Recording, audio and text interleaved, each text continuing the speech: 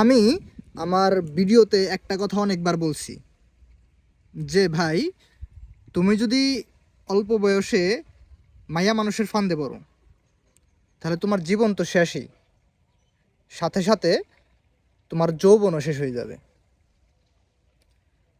ভবিষ্যৎ, ক্যারিয়ার বলতে যে একটা কথা আছে, অন্ধকার হয়ে যাবে অল্প বয়সে যদি তুমি মায়া মানুষের ফান্দে পড়ো।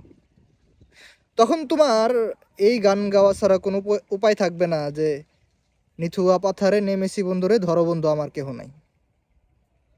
অল্প বয়সে প্রীতি করিয়া হয়ে গেল জীবনের শেষ। তাই আমি বলি যে মায়া মানুষ এটা খুব মারাত্মক একটা জিনিস ভাই।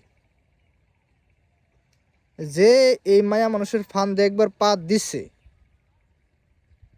এই ফান্দে থেকে বের হয়ে আসা খুব কঠিন আর চ্যালেঞ্জের একটা বিষয়, সবাই পারে না।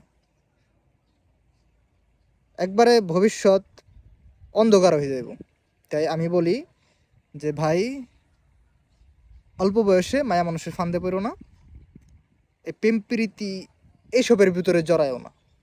তোমার সাজানো গুছানো সুন্দর জীবনটা একবারে একবারে ধূলিসাৎ হয়ে যাব।